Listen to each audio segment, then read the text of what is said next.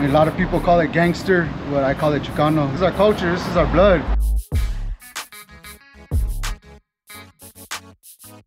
I saw more dead bodies in 2 years than any human being should have had to see. I was in the moratorium. I was in Murder's Row because you met Charles Manson too, right? Yeah, we never called it gangs. That was the police.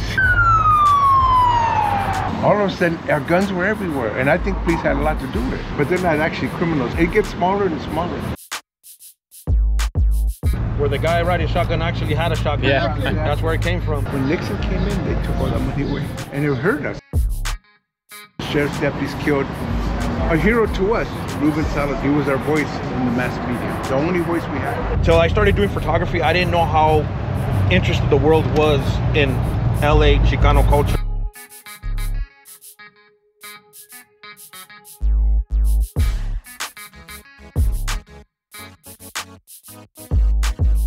Welcome to the land of Vatos Locos y Veteranos. Now today I'm in Mariachi Plaza, Boyle Heights, East LA, one of the most famous places in the whole Spanish-speaking world.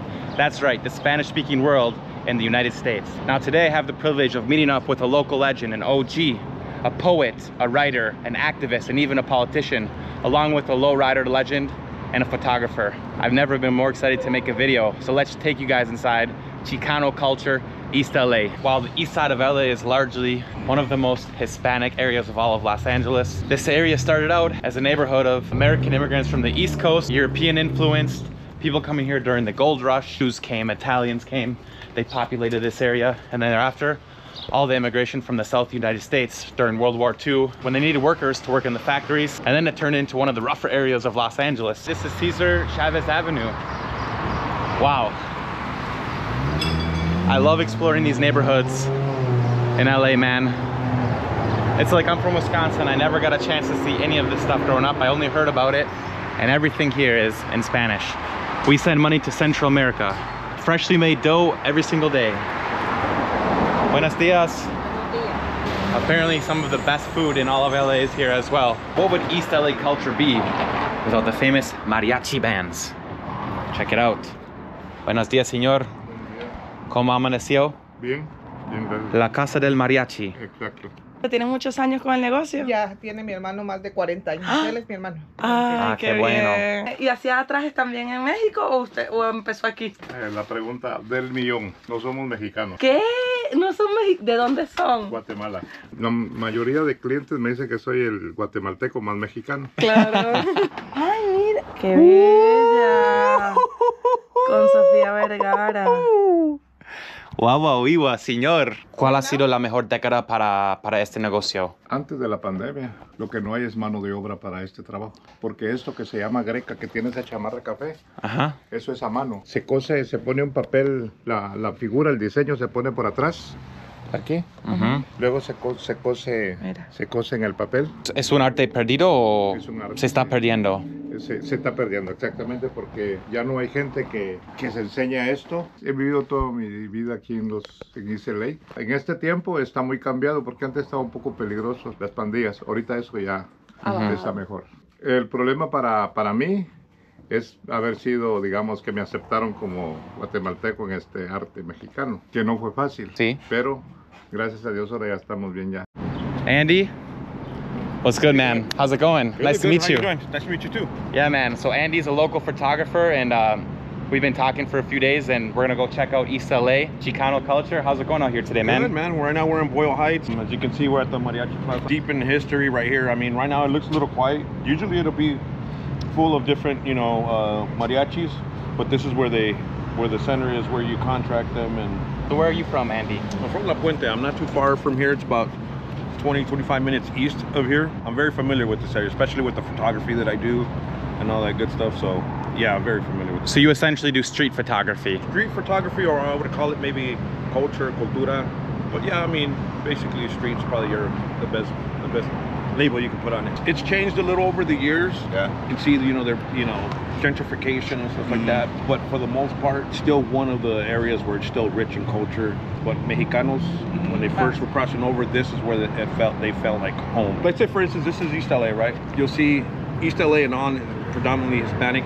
If you go west, you can see the changes like right away, matter of blocks. So if you go West of LA, there's a lot of Central Americans, Salvadorians. MacArthur Park area? Yeah, exactly. So Dude, that place was crazy. It's a trip right there, and it's always been that way, and it still is. But that's where, you know, a lot of the Salvadorians found refuge. You know, it's so hard to leave LA, Southern California, because you just pretty much have it. You have it all here. You know what I'm saying? Yeah. You'll find the surfing, the beach culture, you know what I mean? You go north, not too far from here, you got the mountains, you go skiing. You feel like partying, go 2 hours south, go to Tijuana. You know, it's a trip, man, but I mean, you pretty much have it all here. Espérate, te voy a dar una tarjeta. Ok. Sí, sí, entiendo, hablo español. Soy gringuito, pero hablo español. Ese soy yo. Usted es Teodoro. Theodore. Guau, wiwa, increíble. Haces todo, bodas, misas, bautizos, serenatas, quinceañeras, cumpleaños. Esto. Gracias. Luis.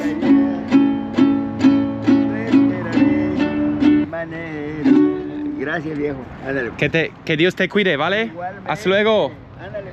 Ándale, órale. Hello, Luis. I was in the moratorium. Oh, were you? I was arrested. You were one of them, huh? I was Oh, in man. murder's row because of that. You met Charles Manson too, right? Or you saw him? Yeah, you know, I met him. I was right next to him. Ernie, nice to meet you. My name's Elliot. Nice to meet you, Elliot. Hey, Ernie. Nice meeting you, man. I saw the video with you and Ezekiel, and yesterday, I ran into Ezekiel downtown. Oh, did you really? I ran into him just walking downtown. I couldn't believe it. Yeah, every time I'm in East LA, I'll run into him. Either 9 times out of 10, I'll see him out there. Yeah, he was getting his suit fixed at one of those tailor shops. Oh, okay. So one of his many suits. This is Chicano. This is our culture. This is our blood. A lot of people call it gangster, but I call it Chicano. This is who we are. And this is from probably like 70s, 80s? No, 60s. I'm not that old. No, 60s and 70s. That's where we were. I was in the barrio 60s and 70s. Okay. So we were the Cholillos. We were the first ones. I have to say the first one because they came out of the juvenile hall in the campus. Yeah. They came out of that and they became more cholos. We were like the first cholo people. What's the difference between, well, they'll tell him and they say, that's not Chicano, that's Cholo culture, that's Chicano. No, that's Chicano, but it's a part of Chicano. Not all Chicanos are cholos. That's correct. But Exactly. cholo is Yeah. part of the Chicano culture. So the people that don't understand and say, hey man, why even live that lifestyle? Why do they, you know? Well, I would have to say that most of this, the cholo is not gang culture. It's not, right? That's a different thing. When you're in the gang, it's a different onda. You could be cholo in the gang, but being a cholo doesn't make you a gang member. A high percentage of Chicano are gang members, but not all of them. And not only that, let me tell you something. Let's say you're in the barrio. Not all of them are criminals. That's true. A lot of people claim the barrio and they're in the neighborhood. They might get hurt by it, but they're not actually criminals. It gets smaller and smaller, you know. And then you got the guys who are hardcore, you know, and that's a whole different kind of guys. So the point is, it gets smaller, but the culture it gets bigger and bigger. So you have a whole mess of cholo culture bigger. You know what I'm saying? They're not all gangsters. They might even be in the barrio. I hope I'm making because they always say the barrio and gangsters are the same thing. But you could be in the barrio and you're not really a criminal, you know. You just happen to be in the neighborhood, you know. But sometimes because the war, you have to stand up, you have to defend yourself, you have to, you know what I'm saying. But that's not really what it was. It was a culture of being in the streets. Well, you started a social club at like 10 years old, you said? We never called it gangs. That was the police. we called it a clica, we called it a club. We had a little club, and then the barrio was having all these little clubs, right? And then after a while, because of the warfare, they were going to all the clubs. You got to be in the barrio. You can't just be a club. So In then, the okay. 80s used to be football teams. Yeah. A lot of neighborhoods used to be football teams. There used to be even bands. There was bands that started up, and then they became the club, and then they became, a lot of them were just the East Side Boys Clubs. They were boys clubs, you know. Like my barrio was Loma, South San Gabriel. That was really the barrio. It wasn't a gang. But there were clubs, and there was even a little league. Other neighborhoods would start messing with you, and all of a sudden the barrio would say, well, we have to defend ourselves. You had to trust. You couldn't trust everybody. You had hardcore guys, and we called them local. We had pequeños, small guys, we had chicos, we had dukes, we had different, and then all of a sudden the locals were the guys that were carrying the war, generations. And the veteranos were the older guys who'd been through the war coming back. So a lot of these guys, that's how they started. They were defending themselves. They were a small group that had to army together and defend themselves. And I have to say the police played a big role in it because if it wasn't the police, I don't think there would be gang warfare like this. I think the police played a heavy role in getting us fighting each other. And not only that, the first, in my neighborhood, 1969, the first vato shot. Because we used to fight a lot. People had guns, but it wasn't really. 69, the police killed with a gun my homie. Then Maria came and shot one of my homies with a gun. After that, nobody was fighting no more. All of a sudden, our guns were everywhere, and I think police had a lot to do with it. All of a sudden, there was guns everywhere. Where did they get those guns from? I know. The cops made sure that we had guns. Because it was pleitos, it was, you know, broncas, whatever you want to call them. You know, it wasn't really, you know, yeah, knives and stuff, but mostly... What did they call them? Bumper jacks? Bumper jacks, that's right. Even belts and even, you know, kinds of things. Chains. It was just pleitos, you know, but then the guns started popping out, and pretty soon, by 1970, I would have to say, drive-bys were the only way anybody was doing it. And I really regretted that. I like me get a little scrap, you know, get some guantes in. Yeah. You know? But everybody was shooting now. Now you had to get a gun because you couldn't just have. So you had to be a shooter now. All of a sudden, we're all shooters. Yeah. And interestingly, your nickname was Chin, right? One of your nicknames was Chin? Because I had a big chin. Everybody had something about them. You know, if you were flaquillo, you were flaco, you know, if you, whatever it was, you know. Yeah. And I had a chin, so I became Chin. And so my mom and dad were going to try to fix it. They had no money. They couldn't do it. I said, no, because now I'm Chin. I said, fix it, man, because that's actually yeah. It's actually better. I only got 3 places my teeth moved to this day. I should have got it fixed. But that's my name, and hey, that's my respect. I kept the name. But that was a result of a fight, right? Yeah, I was 9 years old. They jumped me and they cracked my jaw and I pushed it over. But mainly out in IE. Wow. This is time machine. This is the time machine? Yes, sir. Incredible.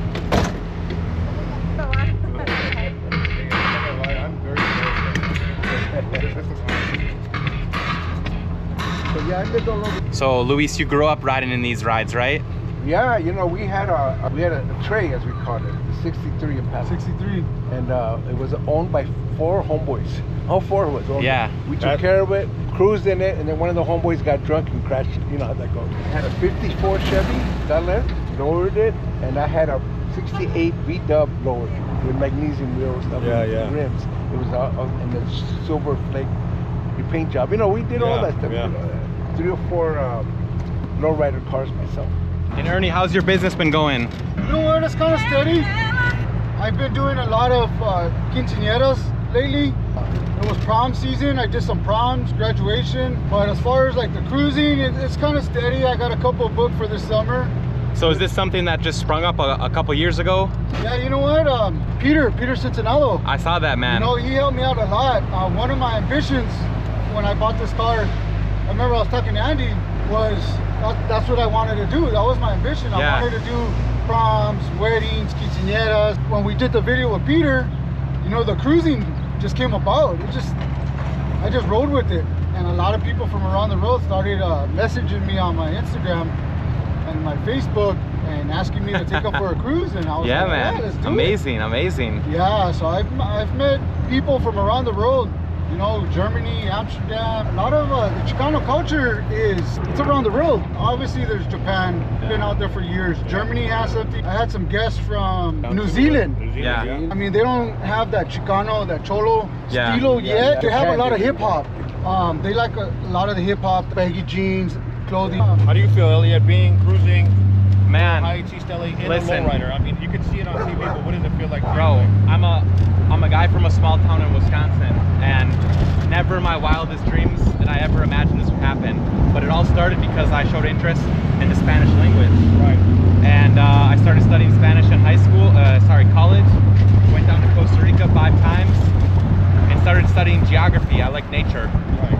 And then I moved to Spain. I'm a teacher in Spain for the last 4 years, and I started to see the strength of the Spanish language and how it can unite us. In spite of every country having their nuances in culture, I've been fascinated with how Latin Americans have shaped our history, have essentially built our country. Right. Well, you're doing something that a lot of people wish they could do, is cruise on a lowrider. Yeah. LA. Yeah, no. LA, Boyle Heights. It is sunny. Look at this. This is the heart. Beautiful sunny day. This is the heart of the whole culture. Yeah. Right here. We were like frowned upon. Chicano, the Cholo, our culture was, you know, stereotyped a lot, and now I think it's been hyped up a lot by social media, you know, especially with the lowriding scene. But now it's everybody's dream to cruise in a lowrider, to our stilo. Yeah. It's world famous now. One thing about my photography, Elliot, is that I did it for something that I shot a lot of Chicanos, you know, Chicanas, you know, just basically the culture here in Southern California. And one thing that I've noticed, the world, I didn't know how much the world was attracted to it. You get what I'm saying? Right. They actually, you know, people from different countries understood it. And, you know, a lot of people somehow, some way, till I started doing photography, I didn't know how interested the world was in LA Chicano culture. You got to go and visit it. You gotta go in there. This is El Mercado de Los Angeles. Yeah. That's the closest you're gonna get to Mexico without going to Mexico. Hell yeah. Like you guys were saying, you were frowned upon. Yeah. But like Luis here was at the forefront of that movement. Well, that's what changed it, because now it was about our rights. It was about unity. Yeah. We had barrios uniting, and I think again the police played a role in dividing. I used to have meetings with rival neighborhoods. That's why I don't have war with nobody. Yeah. Like Puente used to be our enemies. Sure. I know guys from those neighborhoods now. They're all my friends.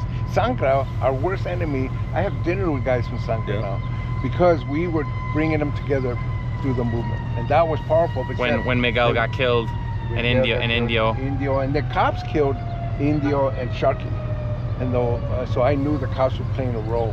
Why was he let off? Why was that cop not proven guilty? They all did. Every time a cop killed a Chicano, they were all exonerated, except that one guy with the San Gabriel cop, Billy Joe Muckabane, who kidnapped and murdered a Sangra kid, 18-year-old kid. He's the only one convicted.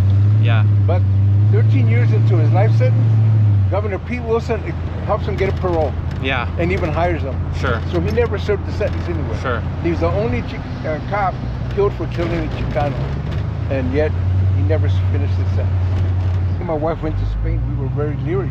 You were leery at first? Yeah, because like, hey man, this is the conqueror's land. But Spain, it's Madrid anyway, was very cosmopolitan. Hell yeah. The whole world was there, so it's like, it's not what people think it is. It's like when you go to London, it's a whole world is there. Yeah. It's not the same things like there are a bunch of English races up in their nose people. There might be some of those, but most of them not. Yeah. So then you just kind of change your attitude. Yeah. You know, it's like you can't just hate on Spain. And Spain's got great layers of history and culture, but we don't forget the conquest. You know, there's no statue to Cortez in Mexico. You know, there's just no, so we understand what that period was. But I don't want to hate on Spanish people. That doesn't make sense. That history, though, teaches you we are our indigenous people, and now a lot of people are going back to that. That's what the Chicano movement was about, too. Stop right there. Right now, they'll probably give you a, hey, what's up, nice car or something. Back in the 90s, 80s, 90s. Oh, yeah. Nah, they'll pull you over. In fact, the reason why the hydraulics happened was because they went after you for having lowered cars. So then they figured out a way, well, we'll lift it up when we want it, and we'll lower it when we need to. You know, driving with a lowered car, they can give you tickets. So they figured out a way to do that. What do you got there? This is my air ride. This is my suspension. So I could go up. Whoa. Yeah. Woohoo! I can lower it, right low. And then it became the culture. Now you can dance with the car. Now you can go sideways. So the original parts came from airplane parts? Yeah, right? That's right. And some of the guys, they couldn't lower, they wanted the car to look lowered. They put bricks in the trunk to make it look lowered, you know? Because a lot of our people worked in that industry. They worked in steel mills, they worked in auto plants, and they worked in aerospace. Yeah. So they could get parts. I used to know homies, they used to go and steal the parts they need from the old factories that used to be all over here. These used to be big factories all over here. That's why we're San Gabriel Valley is a industrial zone. Yeah, but you know what? Most of them have left, even though there's still some. There used to be a lot more industry, but now it's almost all. This is the beginning of the cruise zone. Yeah. The capital lowriding area.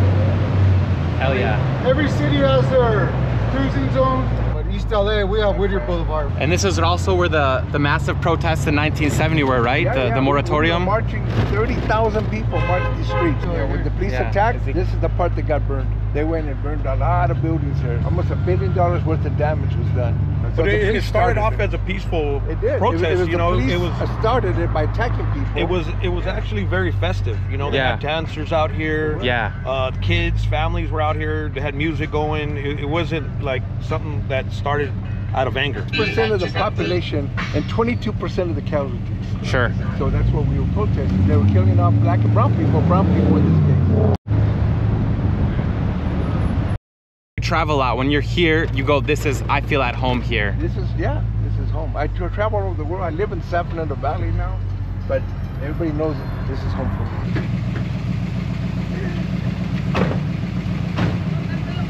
So you got a lot of memories down here. Yeah, a lot of memories. Some mostly good, man, because people think it's all bad, but it was mostly good. My girlfriend, my first wife was from here. Garfield High School's up the street. That was one of the high schools I walked out. 2 months out of high school and I married her. She was my high school sweetheart. So where are we at right now? So this is the Sound of Music, which is famous for the Chicano style and the oldies and the kind of Chicano music. You can see the hats.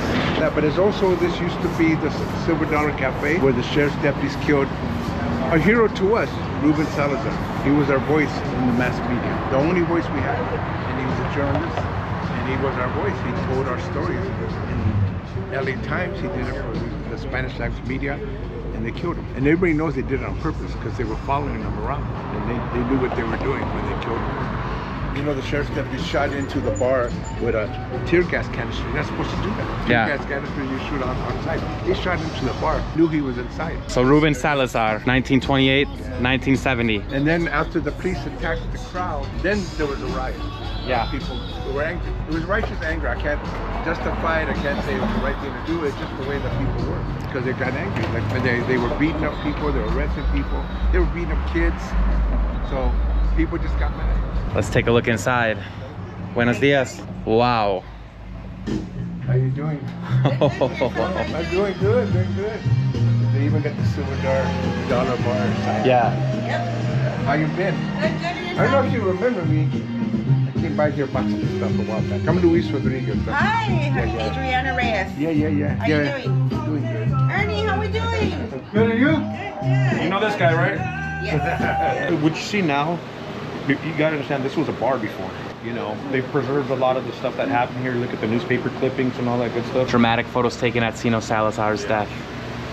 Sounds of music. The last record store in LA, you know, they sell your old school record players, you got your old school records. You know, as a matter of fact, I just picked one up right now. I'm gonna get a rare, Shades of Sorrow, rare Chicano oldies. Back in the 90s, when I had a job, every 2 weeks I'd get my paycheck.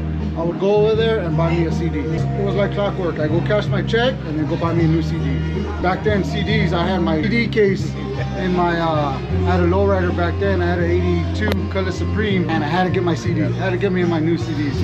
How do you feel and what's your opinion on the fentanyl crisis in Los Angeles? My grandson died of fentanyl a year and a half. I'm sorry, man. He was 22 years old. So it's awful. It's awful. Yeah. And then, you know what? He wasn't like, I was a heroin addict for 7 years. He was barely getting into it. All it takes is one bad shot of fentanyl, you're dead.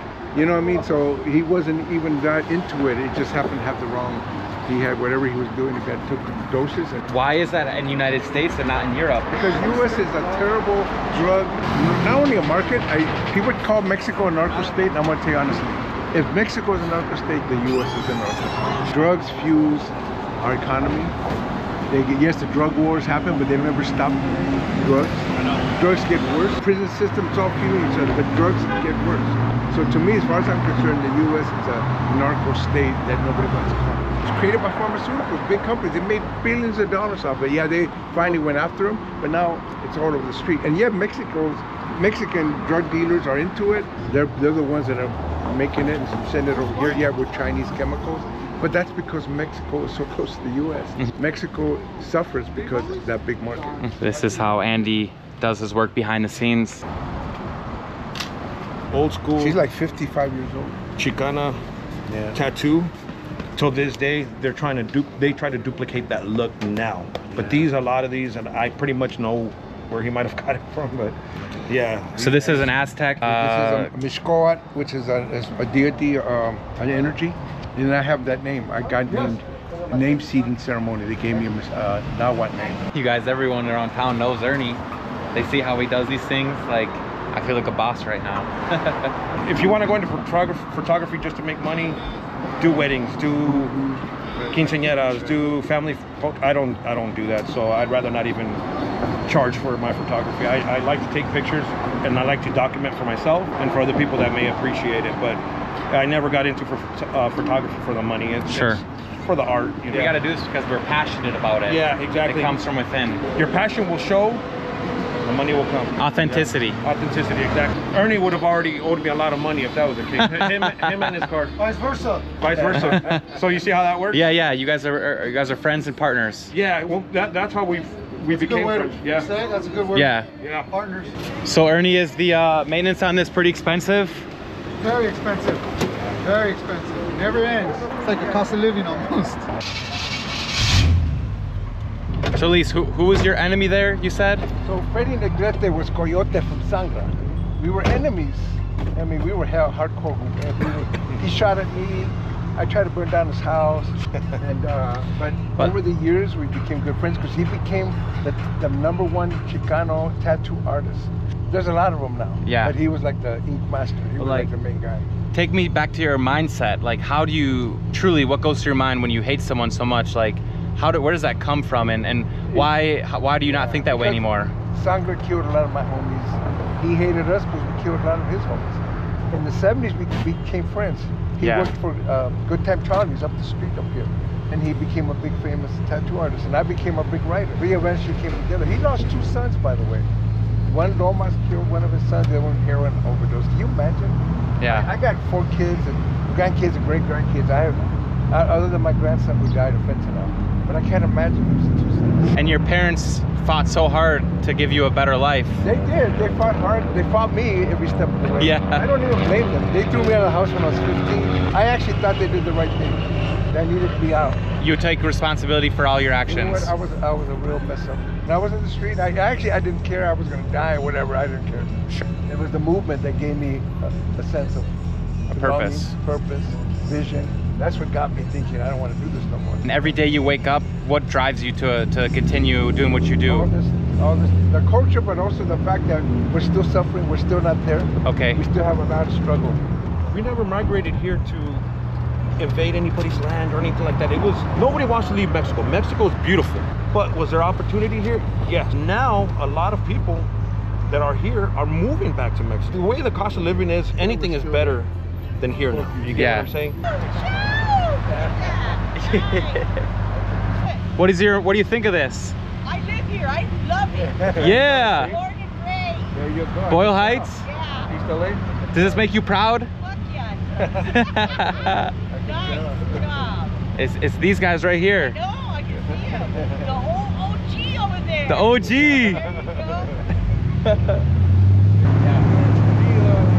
Yeah. The lowrider, it's either gangbanging or having to do with gangs or the cops. Who's gonna pull up on us and either shoot us or maybe meet some girls, you know, or the cops. Where the guy riding shotgun actually had a shotgun. Exactly. Yeah. That's where it came from. Yeah. Oh shit! I just realized that. I got shotgun. I got shotgun. Well, that means you literally had to be the gunner. So what do you guys like to do on your day-to-day? Low riding. Low riding. This guy's a low rider, man. Every day. All day, every day. Yeah, that's why I like to document it, because these guys are very passionate about what they do. You know, I mean, for lack of better terms, they were the unicorn. So when you'd see them, man, everybody would stop. As a young 8-9-year-old, you used to dream of having a lowrider. Mine was a 65. I've always dreamed of having a 65 convertible. And now I'm living the dream. Here's Salazar Park. Here's Salazar Park. Yeah, we broke into that liquor store. The cops used that as an excuse to attack everybody. They should have done that. They should have just arrested us and, you know, isolated. They used it and they started attacking everybody. We actually broke in. But when I saw the cops beating the heck out of everybody, all my homies ran off. I didn't. I went back towards the fight. I was so angry. Yeah. I was pissed off. And so that's how they got me. Increased the tension on. Yeah. So you guys were just doing some petty theft. Yeah. And these guys use that as an excuse to incite a riot. Because they could have just arrested, you know, had it isolated, no big deal. But they already had riot gear. They were waiting for something. Batons and They were waiting. We gave them the excuse. I hate to say that. Did you ever get along with the police? End up getting along with the police? The only time I had to was when I was in Porter. Because I did a lot of crime, a beat. Yeah. When I was in San Bernardino, I saw more dead bodies in 2 years than any human being should have had to see. San Bernardino was, and still is, a rough town. Sure. It is a rough town. Yeah. It is rough, man. And the cops were racist and terrible. But I got to befriend them because I would go to all the crimes. I would be there with it used to be when you were reported, you could be there with the dead bodies and wait for the cops. Yeah. I had a 40 as a journalist. Radio. Yeah, and I knew all the codes. And so I knew dead body, 187 is famous, all the codes, robberies. I would beat the cops before anybody was there. And they didn't like me because I was a tattooed journalist. What the fuck is Chicano? Who the fuck do you think he is? You know, but you know what I was doing? I was a good reporter. And I got to befriend a couple cops. Right. That's the only time I ever got close to cops. Has there been stories of Chicano cops or Chicanos becoming cops, just like blacks have became? Now most cops are Chicanos. Yeah. Nowadays, that's why they're more understanding when they see lowriders, they see us.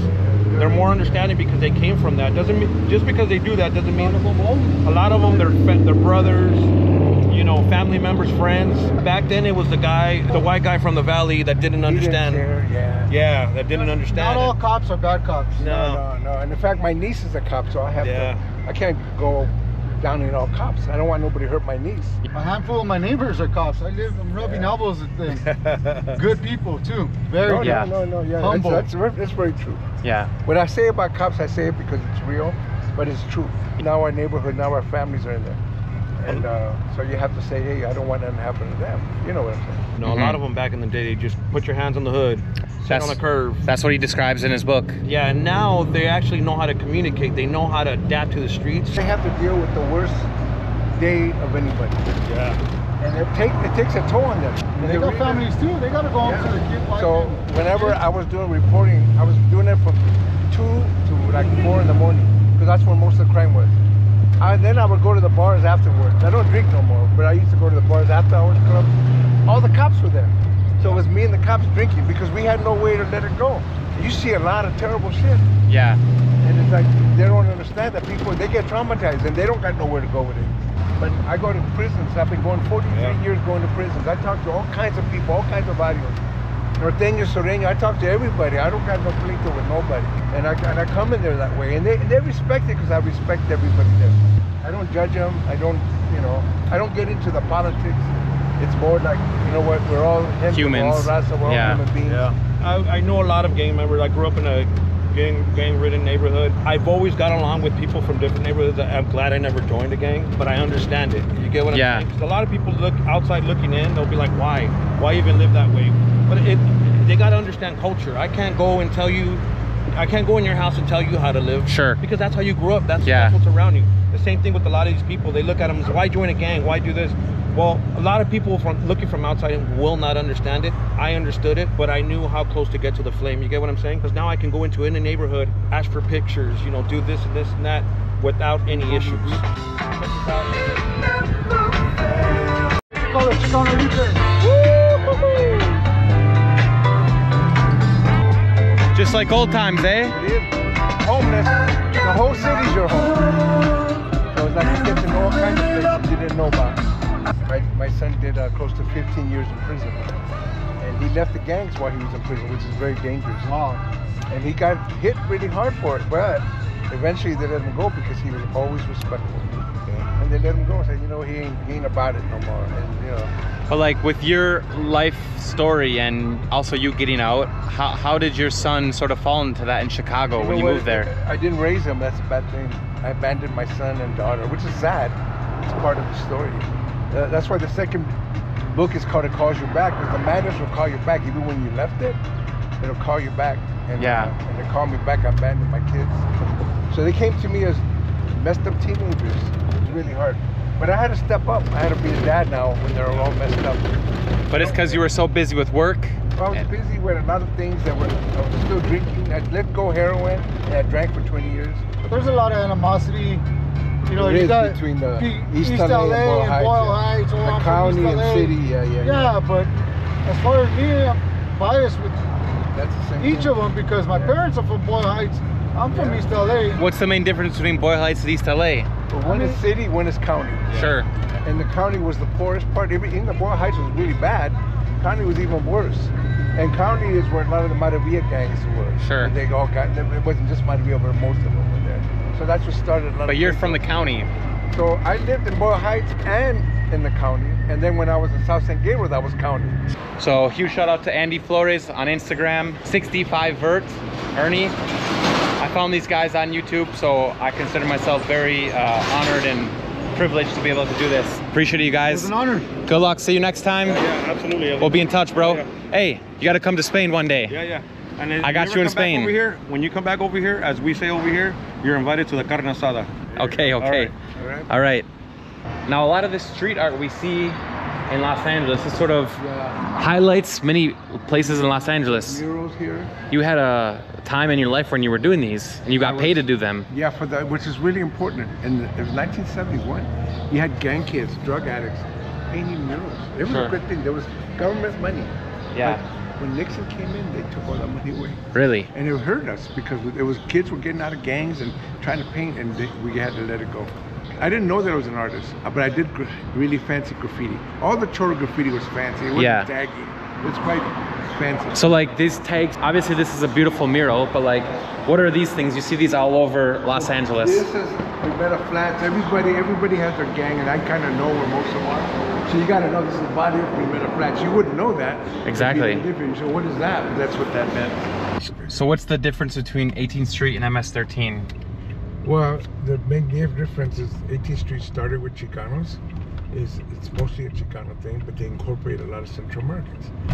MS-13 used to be part of 18th Street, and they broke away as primarily Salvadorians, and then they became their own group, and they became very powerful in their own way. And of course, they also now incorporate other Central Americans and even Mexico. When they deported them to El Salvador, Guatemala, and Honduras, because they incorporated a lot of, and Mexico, incorporated a lot of other people. They were carrying our culture down there. In '93, I was there in El Salvador, and I saw all these tattooed cholos. And of course, the Salvadorans had never seen this. They were completely like overwhelmed. What is this? And they were being attacked. There was death squads. There was other bandas that were after them. So then they became highly organized, and that's how they became so big and powerful in El Salvador.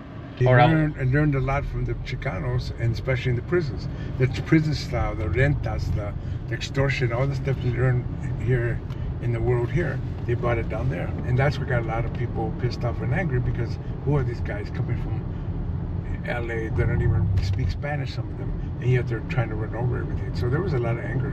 My attitude was we should have helped them and not just deport them. You know, you don't just deport the problems of our country here. This is problems of the US and LA. Deported all this. They did it in Mexico too. And then they didn't provide no help. So what do you expect? These people are gonna try to survive. But I get why people get pissed off. Sure. Extortions and killings and things that nobody wants that, you know. They brought the body of gang warfare into those countries. 18th Street and MS-13 have been killing each other. And when I was down there, I kept trying to tell people, you don't have to carry that war. You're in your own country now. You know, some of them understood, but it was really hard. A lot of the Chicano gangs that went to Mexico, even when they hated each other, they try not to do gang warfare down there, because there's so many cartels. Cartels will come and get them, so they try to stay down low. In El Salvador, there really was no cartels, so they went all out, and that's what caused a lot of problems. So how has the Chicano movement since the 60s, 70s, how has it evolved? And obviously we've seen today, people perceive you guys as more famous in pop culture. They aspire to sometimes to be like you. What are some positive outcomes of these movements that you've been a part of? One of the positive things is, like we're saying, low riding, Cholo is not related to gangs anymore. Sure. For a long time it was. And that hurt us. People had, you were a Cholo, cops would mess with you and everything. But now people can say you don't have to be a gang member to be a Cholo or to be a lowhead. Sure. Which is good. And then I think the thing about Central Americans is that now Chicanos are also include Central Americans. Not Central Americans that even say they're Chicanos, and if they don't say it, they look Chicano.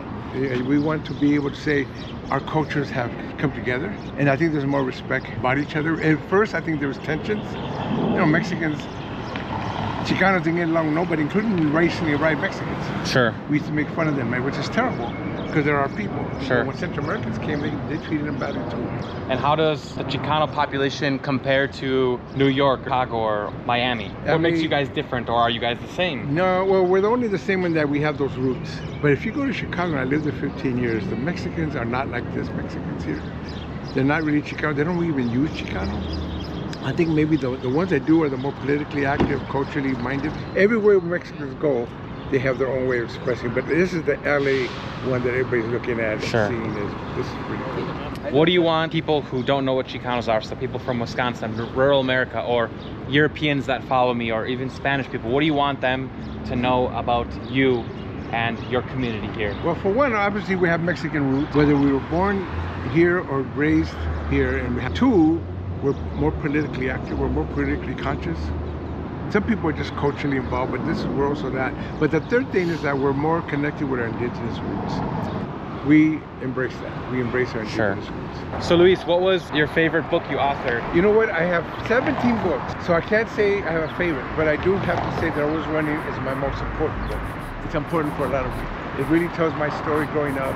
It's the one that everybody's reading. I don't think it's my favorite because I have so many books, but it's an important book.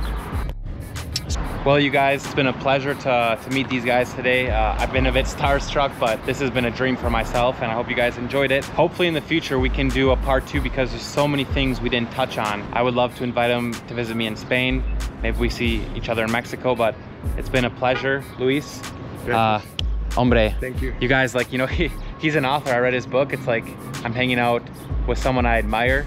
And he's telling the stories that I've seen in the book. So the book is Always Running, La Vida Loca, Luis Javier Rodriguez, Boyle Heights, East LA. This is the dream for myself, a small town kid from Wisconsin. We'll see you guys from the crazy city of LA, culturally rich, fascinating.